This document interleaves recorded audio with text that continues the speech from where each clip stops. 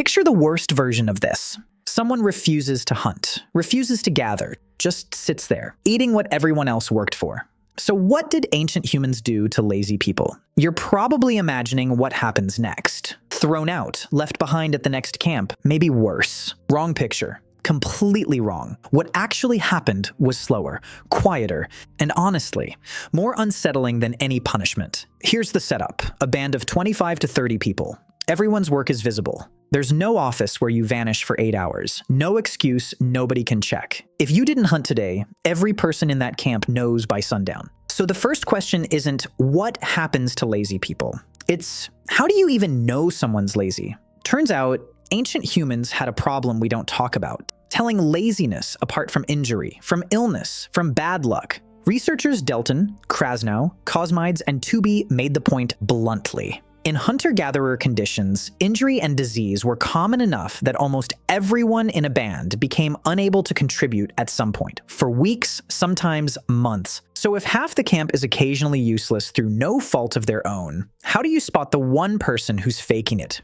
You can't. Not reliably. Not at first. Picture a man by the fire with his foot stretched out. Maybe he's avoiding work. Maybe his ankle is swollen under the dust. Maybe his stomach is turning from bad meat. Maybe he's grieving. Ancient people didn't have sick notes. They had faces, movement, memory, patterns. So the first response to a suspected freeloader was never violence. It was talk. Anthropologist Polly Wiesner studied the Yuktawasi, the Kungsan of the Kalahari, and recorded their daily conversations. Just listened. Over 30% of daytime talk was complaints. Not insults, complaints. About sharing, about who gave what to whom, about who didn't. Nearly half of all conversation was, in some form, policing the group. Quietly, constantly. Nobody calling a meeting. Nobody standing up to make an announcement. Just gossip running in the background, like a low hum. Imagine it around the fire. Someone cracks bone for marrow. Someone else mutters, not even loudly. He was tired when the wood needed carrying, but not tired when the meat came out. A few people laugh. Not big laughter. Worse, that small laugh that tells you the whole camp understood. If you were the person not pulling your weight, you'd hear it. Maybe not directly. Maybe through someone else, repeating what someone else said, in a tone that made the point land anyway. That's stage one. And for most people, it worked, because nobody wants to be the subject of that hum. But let's say it didn't. Say you kept not contributing. Stage two has a name. Christopher Bohm called it reverse dominance theory. The pattern runs like this. Teasing first. Specific. The kind of joke that's funny to everyone except the person it's about. If that doesn't work, ridicule. Open mockery in front of the group. If that doesn't work, shunning. People stop including you. People stop talking to you directly. Only after all of that does a group escalate toward ostracism. Notice what's missing. No fists, no weapons, no formal trial, just a slow social tightening, like a door closing 1 inch at a time. Now here's where it gets physical, but not the way you'd think. Food did not belong to one private plate. Meat especially was dangerous social material. A successful hunter might have done the hardest part, but if he tried to control every bite, the camp had a problem. Hunger makes politics honest. In many hunter-gatherer groups, researchers describe demand sharing. If you came back with food and didn't offer it, someone could ask. Push. Sometimes simply take a portion. Not stealing, expected, normal. Picture a slab of meat beside the fire. The lazy man reaches early, hand already out. Someone older looks at him. Someone else takes the piece first and cuts it smaller. No speech, no drama, just public math. You didn't help carry this, so everyone is watching what your hand does. The rule wasn't share because you're generous. It was closer to share, because if you don't, the group will pull sharing out of you anyway. Another rule made this harder to escape. Across many hunter-gatherer groups, the person who kills the animal often does not decide who eats it. Someone else distributes the meat. Think about what that removes. The hunter can't reward friends and starve rivals, can't turn one good hunt into a throne, can't build a private kingdom out of ribs, which means even success didn't buy you the right to be lazy tomorrow. There was no permanent banking it. No, I worked hard last week, so today I rest while everyone serves me. The system reset constantly, by design. So even hoarding, just keeping what you have, didn't actually work well. The system absorbed it. No confrontation needed. But what about the people who saw a freeloader getting away with it and said nothing? That matters too. The pressure often spreads beyond the lazy person. If everyone can see the problem, everyone can also see who is pretending not to see it. Anthropologist Sarah Matthew found a similar pressure among the Turkana, a pastoral society in East Africa. Different from classic foragers? Yes, but useful here. People judged not only free riders, but also those who failed to respond to them. In other words, staying neutral wasn't neutral.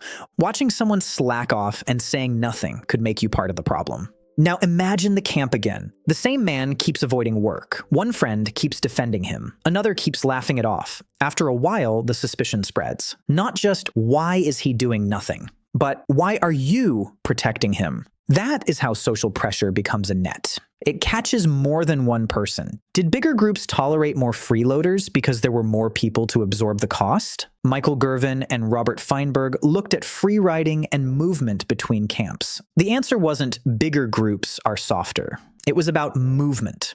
Groups that could split apart and reform tolerated free riders better. Not because they didn't notice, but because noticing didn't require a big confrontation. You could just not be near that person anymore. Resource type mattered too. If food couldn't be stored, if it had to be eaten or shared within days, sharing norms stayed strict. A pile of meat in the sun is not a retirement plan. It is dinner with flies. It's only once humans started storing food, settling down, and guarding resources that hoarding became easier. When you can lock something away, selfishness gets architecture. So, mobile groups, perishable food, constant visibility. That's the environment lazy had to survive in. Now, the Hadza of Tanzania, studied extensively by Frank Marlowe, Corin Apicella, and others. They asked Hadza camp members directly, what do you do about someone who doesn't share? The most common answer wasn't, we punish them. It was, we move away from them. Read that again. Not we make them leave. We move. The camp packs up, quietly, hides rolled, tools gathered, children called in, embers buried or carried. People know where the next water is, where the berries are better. And somehow, the person who kept taking, kept dodging, kept making the circle heavier, is no longer at the center of the plan. No announcement, no confrontation. The group reorganizes around people who pull their weight and drifts away from the ones who don't.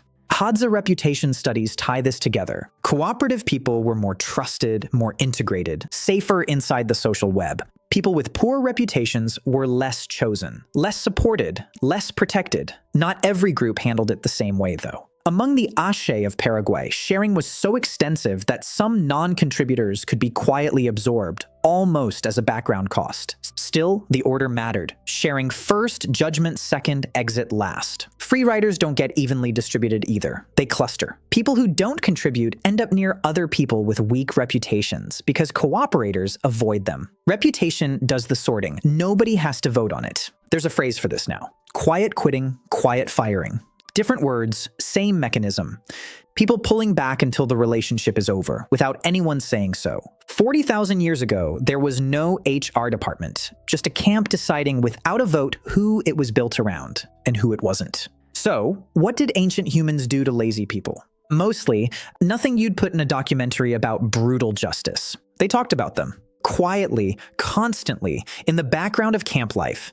They teased them, then mocked them, then stopped including them in conversation. They took back what wasn't shared without making it a confrontation. They judged the people standing next to them too, if those people stayed silent. And eventually, if none of that changed anything, the group simply moved on, geographically, socially, permanently. And one more thing. Archaeologists have looked for skeletal evidence of this, burials that might mark someone as an outcast, a known freeloader. There isn't any, not reliably. You cannot dig up a lazy person from bones, which tells you something. The punishment left no physical trace because it was never physical. It was just distance, slowly increasing, until one day the fire is in a different place, and you are not sitting next to it.